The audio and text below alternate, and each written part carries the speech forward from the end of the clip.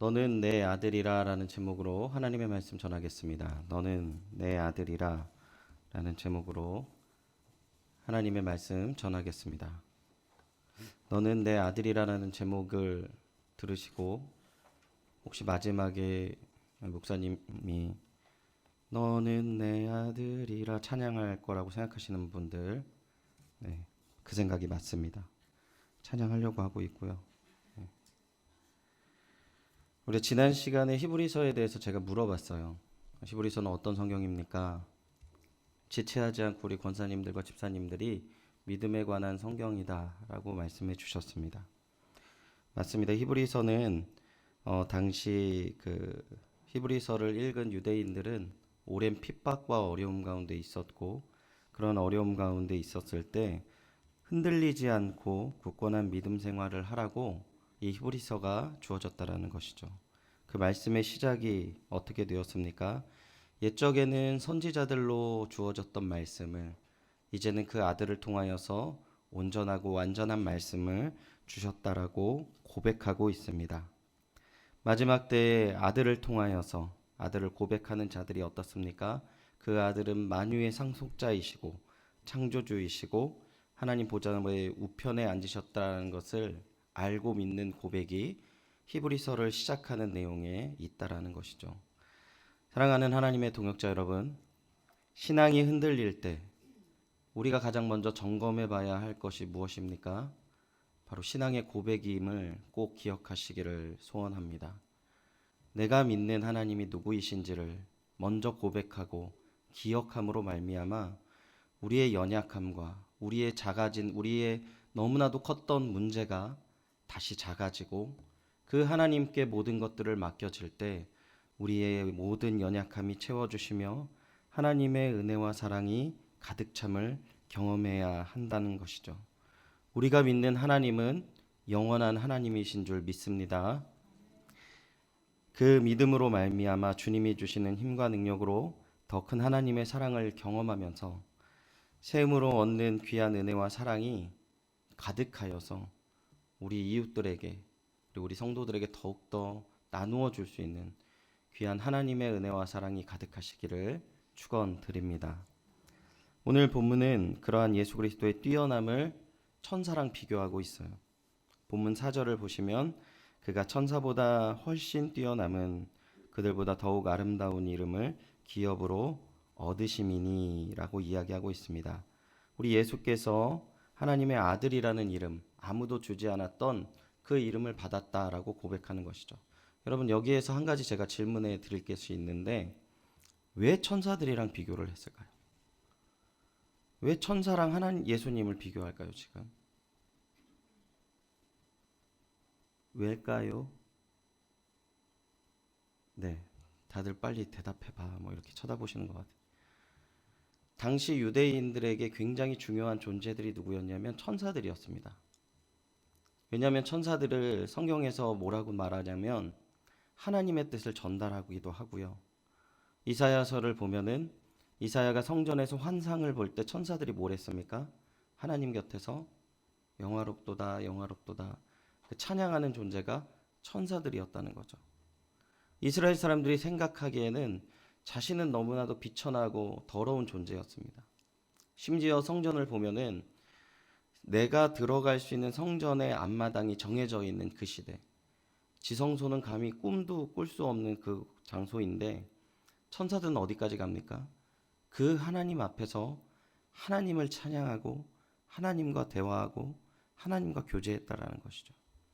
그래서 당시에는 어떠한 유행이 있었냐면 이 천사들에 대한 환상을 보았다라는 것이 굉장히 큰 그 신앙의 영적인 굉장한 경험이고 굉장히 사람들이 그러한 이야기를 할 때 대단한 사람이라고 취급을 받았던 시대였다는 것이죠. 그런데 이러한 마음들이 어그러지기 시작했어요. 그래서 골로새서를 보면 천사 숭배에 대한 경고까지 바울이 이야기를 하고 있습니다. 골로새서 2장 18절을 보면은 누구든지 일부러 겸손함과 천사 숭배함을 인하여 상을 뺏지 못하게 하라라고 골로새서 2장 18절에 기록하고 있습니다. 초대 교회 당시 천사 숭배가 금욕주의를 가르치는 교사들이 더불어서 교회를 어지럽혔는데, 이 사람은 사람의 지극히 높은 그 하나님을 직접 섬기는 것이 교만하다는 거예요. 우린 더럽기 때문에 하나님을 직접 섬기는 이러한 것들은 잘못된 생각이다라고 이야기를 해서 그 하나님과 우리 사이에 그 중보의 역할을 천사들이 한다고 이야기를 했습니다. 그래서 이렇게 겸손하게 하지만 이 천사들은 또 누가 만나야 됩니까? 그 환상을 보는 사람들이 만나야 돼요. 근데 그 환상을 아무나 봅니까? 그리고 그 환상 본 사람이 많아요? 그렇지 않거든요.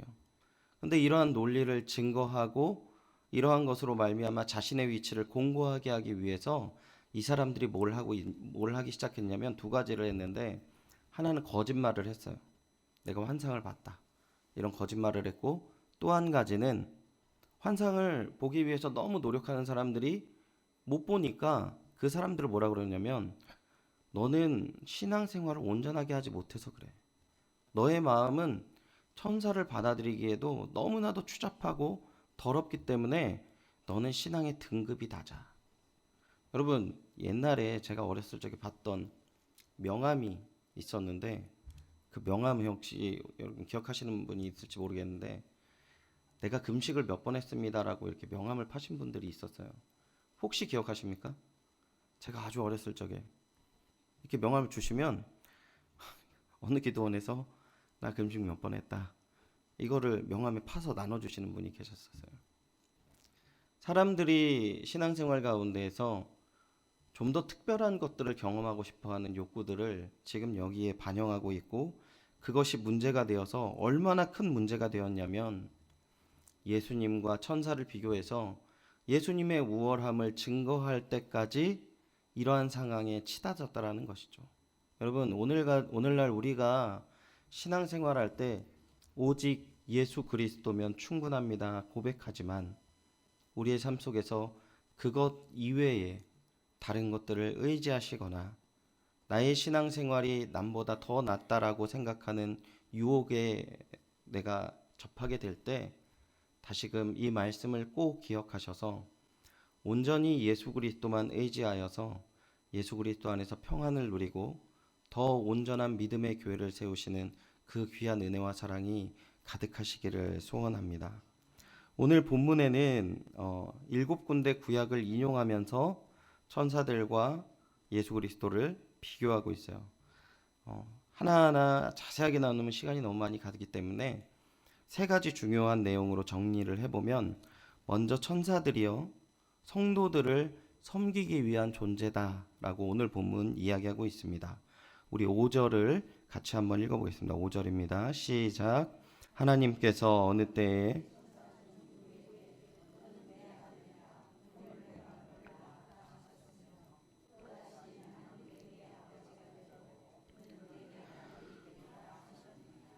아멘. 지금 질문하고 있어요. 어느 때에, 천사 중 누구에게 하나님이 내 아들이다 라고 한 사람이 있냐? 이렇게 물어보고 있는 것입니다. 13절도 동일한 방법으로 물어보고 있어요. 어느 때에, 천사 중 누구에게 내가 내 원수로 내 발등상 되게 하기까지 너는 내 우편에 앉아 있으라 하였느냐라고 얘기하는데, 여러분, 오른쪽에 앉아 있다라고 하고 하나님 우편에 있다라는 표현을 참 성경이 많이 쓰는데, 이게 무슨 표현이냐면 지역의 패자들이 이렇게 전쟁을 하게 됩니다. 그러면 그 패자들이 전쟁하는 전쟁이 끝나면 그 큰 지역을, 그 패자들보다도 더 큰 지역을 다스리는 왕이 전쟁이 끝나면 와요. 그럼 그들 가운데 서 있습니다. 그런데 이제 그들 가운데 전쟁을 했으니까 이기는 사람이 있고 지는 사람이 있지 않습니까? 근데 지는 사람은 사실은 고개를 조아리고 엎드리면 그 머리를 밟는 것이 전쟁의 승리의 표현이거든요. 근데 그 승리자가 어디에 있냐면 왕 우편에 있어요. 천사들이 아무리 길고 날고 뛴다 하더라도 지금 성경에서 뭘 이야기하고 있습니까? 하나님 우편에서 승리자로 세움 받는 것은 오직 예수 그리스도밖에 없다라고 지금 성경이 이야기하는 거예요. 그래서 그 두 가지 내용들이 결합해서 천사의 위치를 14절에 이렇게 정의를 내리는데 14절 같이 읽어보겠습니다. 시작. 모든 천사들은 섬기는 영으로서 구원받을 상속자들을 위하여 섬기라고 보내심이 아니냐라고 얘기하고 있는다. 천사들이 있는 이유가 뭐라고요? 우리를 섬기기 위한 존재라는 거예요. 우리가 섬기기 위해서, 천사들을 섬기기 위해서 있는 존재가 아니라 천사들은 구원을 받은 상속자들, 곧 우리를 위해서 섬기기 위해서, 우리를 섬기기 위해서 만든 존재라는 사실을 이야기하고 있습니다. 우리가 신앙생활 하다 보면 분명히 예수님을 믿으면서 신앙생활을 했지만 그 섬기는 대상이 예수님만 있는 게 아니라 많아지게 돼요. 생각보다. 중세 천년을 보면 분명히 예수 그리스도의 믿음으로 시작되었는데 언제부터 교회 안에 천사상이 들어오게 되고 12사제상이 들어오게 되고 12사제로 끝납니까? 중간에 순교자들을 성인으로 세워서 성인상들이 세워지고요. 그리고 그 성인은요, 매년 바티칸 공의회를 통하여서 늘어나고 있는 실정이라는 거죠. 이게 다만 이제 카톨릭, 그 이제 중세 교회에만 해당하는 건 아니라고 봅니다. 우리 교회 가운데에서도 사실은 이 가운데 영적인 지도자 역할을 하시는 분들이 있어요. 근데 그분들이 천사들처럼 연약한 성도들을 섬기며 하나님의 뜻을 이루는 부분도 있지만 그분들이 어느 날 갑자기 어떤 기도원에 가자라고 하면 그 기도원에 몽땅 가셔서 이상한 말을 들으시고 개슴츠레하게 저를 쳐다보시면서 목사님 기도하세요. 이런 경우도 있더라고요. 우리가 하나님 안에서에 있는 은혜와 능력이라는 것이 무엇입니까? 깊이 있는 하나님에 대한 그 풍성함이라는 것을 누리는 사람이 어떤 분이에요? 지금 14절에 이야기한 것처럼 연약한 자들을 섬기는 그 자리, 하나님이 공식적으로 만든 그 자리의 위치가 가장 아름다운 줄 믿습니다. 온전히 주님을 바라보시고 오직 하나님만 바라보게 해야 됩니다. 목회자들 분들 가운데 말씀을 너무나도 잘못하시는 분들이 많으세요. 내 성도, 네 성도 하면서 말씀 실수하시는 분들이 너무나도 많은데 세상에 내 성도가 어디 있습니까? 세상에 성도라는 이름보다 더 큰 이름이 어디 있어요? 하나님의 백성이란 이름보다 더 위대한 표현이 어디 있습니까? 목회자가 위입니까? 목사가 위예요? 절대 그렇지 않습니다. 거룩한 백성이라는 이름을 주신 그 이름이 우리에게 가장 아름다운 이름인 줄 믿습니다. 우리가 조금 더 하나님을 경험하고 조금 더 많은 성경의 지식이 있다면 주의 사람들을 섬기는 귀한 주님의 동역자가 되시기를 소원합니다. 두 번째, 천사들을 무엇으로 비교하고 있습니까? 천사들을 도구라고 하는 것이죠. 7절과 8절을 보면 이렇게 나와 있습니다. 7절, 8절을 같이 한번 읽어보겠습니다. 시작. 또 천사들에 관하여는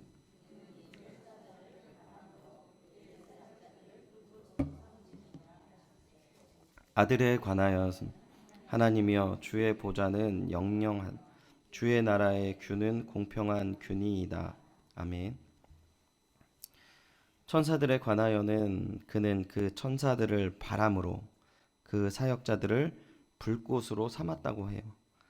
천사들을 도구로 삼으셨다라고 이야기합니다. 어떤 도구요? 때로는 바람으로, 때로는 불꽃으로 사용하셨습니다. 그러면 예수님은 어떤 분입니까? 보면은 주의 보좌는 영원하시다. 주의 나라의 규는 공평한 규다라고 표현을 하고 있어요. 바로 예수 그리스도가 심판자이며 영원한 왕임을 이야기하는데 제가 어렸을 적에 저희 담임 목사님 손자가 이렇게 너무나도 귀엽고 똑똑한 애가 있었습니다. 초등학교 들어가기 전에 우리 이제 목사님이 그 손자에게 물어봤대요. 너는 꿈이 뭐냐? 이렇게 물어봤다고 합니다. 그래서 이제 그 설교를 들은 저나 우리 성도님들이 다 뭐라고 생각했냐면 목회자가 된다고 얘기했나 보다. 그거 자랑하시려고 이제 얘기하시는구나. 이렇게 이제 생각을 했죠. 근데 이제 담임 목사님 말씀이 그 예전에 도시가스가 없을 때 가스를 뭘로 배달했습니까? 오토바이로 가스통을 배달했잖아요. 근데 자기 집에 어떤 되게 멋있는 아저씨가 오토바이를 타고 가스통을 어깨에다 딱 매달고 그 가스통을 딱 주고 돈을 받고 딱 가는 거예요. 그러니까 이 아이가 꿈이 초등학교 2학년 때까지 가스 배달원이 꿈이었습니다. 제가 그 친구를 요즘에 만났는데 그 친구가 지금은 직장 생활을 해요. 결혼을 앞두고 있는데 제가 물어봤습니다. 야, 네 꿈이 원래 가스통 배달하는 사람이라는 거 기억하니? 그 친구가 뭐라고 대답할까요? 아, 쪽팔리게 물어보지 마세요. 이렇게 얘기하시지 않겠어요? 여러분, 때로는 우리가 예배를 드릴 때 어떠한 집회를 갔을 때, 그 개인적으로 영적인 경험을 했을 때 이해할 수 없는 바람을 느낄 때도 있습니다. 그리고 우리가 뜨거움을 느낄 때도 있어요. 아, 이게 성령의 뜨거움이구나. 뭔가 우리 안에 있는 새로운 영적인 경험을 할 수도 있습니다. 근데 지금 오늘 본문에 말하는 7절과 8절의 내용에서 이야기하는 건 무엇이냐면 그러한 은혜 베푸는 천사를 통해서 은혜를 베푸는 모든 것들은 도구일 뿐인데 나는 너에게 무엇을 주었다고 이야기합니까? 아들을 주었다고 이야기합니다. 아무도요 예수 그리스도가 만유의 왕이시고 예수 그리스도가 우리의 심판자이심을 진정으로 깊이 있게 깨닫고 이것이 나의 신앙의 고백이 된다면 지금 이 자리에 폭풍이 불건 비가 내리던 불꽃이 막 사르든 우리는 그것에 대해서 흔들리지 않은 줄 믿습니다. 우리 예수 그리스도의 은혜와 위치가 이렇게 위대하다는 것이에요. 어린아이가 눈으로 보는 그것들이 신기하고 좋아서 난 저런 사람들 되고 싶다라고 하지만 20살이 되고 30살이 되고 이 꿈이 바뀌지 않고 자꾸 그 헛된 눈에 유혹되는 것들에 돌아가면서 그것들만 이렇게 자꾸 붙잡고 있다면 그 부모의 마음이 어떻겠고 그 주변 사람들이 얼마나 큰 손가락질을 하겠습니까? 히브리서는 지금 이것을 이야기하는 거예요. 이미 너희들에게 예수 그리스도를 주었는데 너는 언제까지 니네 그 장난과 같은 그 지나가는 것 같은 작은 일들에 창념하고 주를 바라보지 못하겠느냐. 지금 그 말씀을 하신다는 것이죠. 사랑하는 주님의 동역자 여러분, 주 예수 그리스도만이 우리의 구주 되시고 우리 신앙의 중심 되고 영원한 우리의 숭배의 대상이 되시기를 간절히 축원드립니다. 주 예수 그리스도 안에 있는 은혜가 나는 다 알아, 필요 없어 라고는 말은 하진 않아요. 그런데 이런 분들 너무 많습니다. 뭔가 영적으로 체험을 받아야 돼. 뭔가 더 찾아야 돼. 히브리서는 한 가지만 이야기하고 있다는 거죠. 오직 예수 그리스도.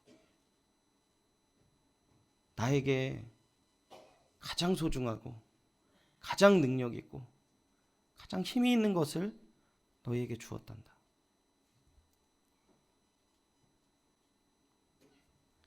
끊임없이 우리에게 다가오고 있습니다. 사단의 유혹과 또 우리 안에 있는 죄성의 교만함은 다른 특별한 것들을 찾는 것을 부추기고 있어요. 서두에 말씀드렸듯이 그래서 신앙 고백이 너무나도 중요한 것입니다. 전능하사 천지를 만드신 하나님 아버지를 내가 믿고 예수께서 나를 위해서 십자가에 죽으심을 믿고 내가 그 안에서 구원을 받고 영원한 저 천국에서 그리스도와 함께 주님과 함께 영원히 기쁨의 예배를 드리며 하나님과 풍성한 이루 말로 표현할 수 없는 저 천국에서 은혜를 누리며 살겠다는 그 신앙의 고백이 우리 삶 속에 그리고 연희교회 가는데 가득해야 할 줄 믿습니다. 마지막으로 우리가 한 가지 살펴보기를 원하는 것은 그 예수 그리스도는 우리의 만족을 줄 뿐만 아니라 차고 넘침을 이야기하시는데요. 우리 5절을 같이 한번 읽어보도록 하겠습니다. 5절을 다시 한번 같이 읽어보도록 하겠습니다. 시작. 하나님께서 어느 때에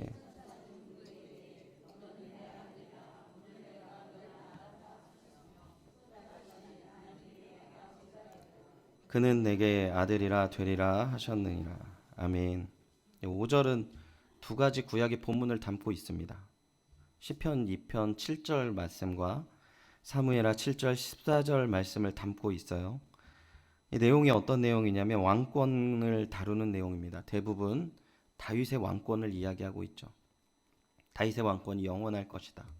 다윗이나 다윗의 자손들을 지칭하면서 그 왕권에 대해서 하나님의 보증하심을 이야기하고 있어요. 그런데 그 히브리서는 그 왕권을 예수 그리스도로 가져오게 됩니다. 실제로 다윗의 자손이신 예수 그리스도를 통하여서 그 하나님의 말씀이 결국은 그 구약의 모든 약속이 예수 그리스도 안에 완성되어지며 그 왕권의 영원한 통치자이심을 예수님이심을 지금 5절에서 이야기하고 있다는 것입니다.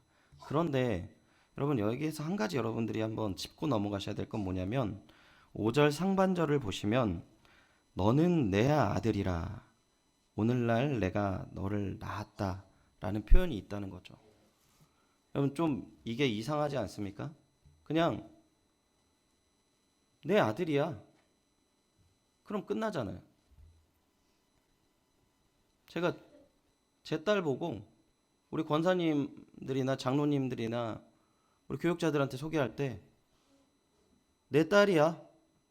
내가 4년 전에 낳았어. 이런 표현 안 하잖아요. 왜 낳았다라는 표현을 할까요, 여러분? 그것도 이렇게 표현합니다. 내가 오늘 낳았다. 왜 그럴까요, 여러분? 이렇게 인자하신 표정으로 저를 쳐다보시면 왜 낳았다라고 표현할까요? 여러분 한번 생각해 보십시오. 예수님께서 이 땅에 오셨을 때 성육신 되셔서 이 땅에 오셨을 때 그때 상황이 어땠을까요? 그때 이 땅 가운데 모든 왕들이 모여서 고개를 엎드리고 세상에 가장 아름다운 집을 지어서 예수님 여기에서 나으세요. 그 예수님의 뜻대로 행하는 모든 민족들이 하나님을 찬양하면서 영광을 돌리면서 예수님이 나으셨습니까? 여러분 그 시대는요.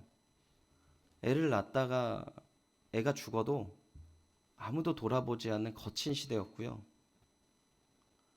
이 유대 백성 출신이 아닌 사람이 유대인의 왕으로 있었고 교회는 당시 제사장들은 사위와 장인이 서로 번갈아 가면서 정치를 농락했던 시대였습니다.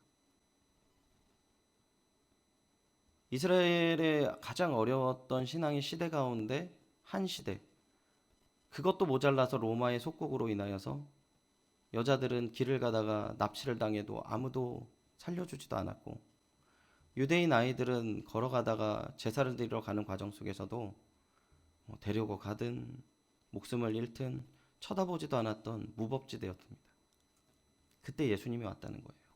뭘로요? 구원자로 오셨다는 겁니다. 우리를 구원하시기 위해서 정말 어렵고 힘든 자신이 태어나실 장소가 없는 가운데서 이 땅에 오셨다라는 것을 지금 여기서 강조하고 있는 거예요. 더불어서 주의 자녀는 또 예수 그리스도 말고 누가 있습니까? 이건 다 대답하실 수 있잖아요. 누가 있습니까?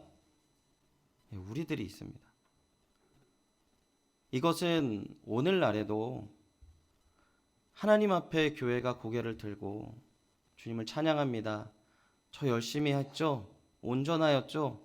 라고 할 자격이 손톱만큼도 없는 시대이지만 하나님께서 이 시대 동안 내가 내 아들을 오늘 낳았다라고 하여서 그 사랑이 영원하심을 보여줌과 동시에 지금 우리들을 보내주셔서 우리들 한 사람 한 사람을 세우셔서 오늘날 내가 너를 낳았다라고 이야기한다는 것이죠.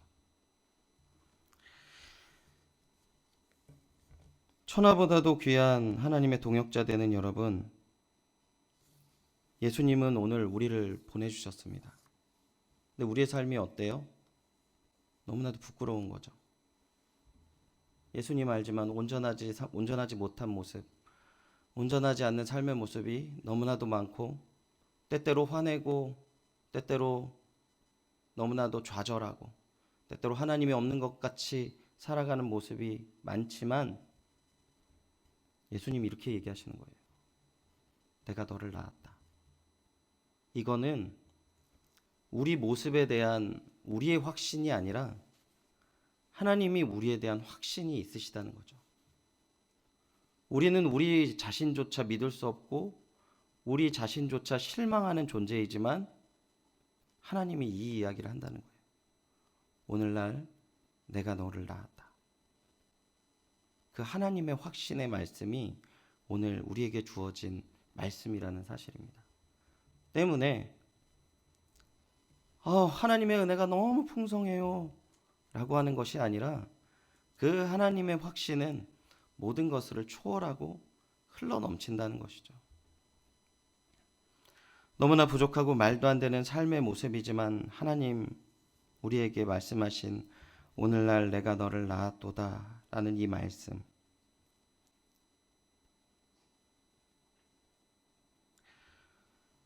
지난 주일은 너무 어려웠던 시간이었던 것 같습니다. 한 분이 저한테 이런 얘기를 해요. 목사님, 저희는 처음이 아니에요.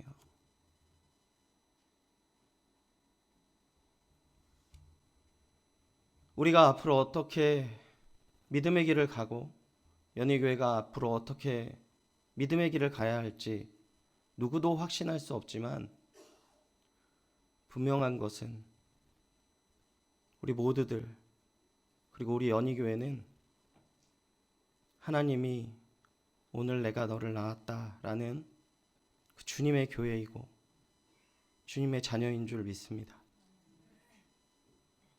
어렵고 힘든 모든 그 연약함들이 결국 우리가 주님을 믿는 그 믿음 안에서 그 확신 안에서 우리가 하나님의 그 풍성하심과 구원하심을 누리는 우리 연희교회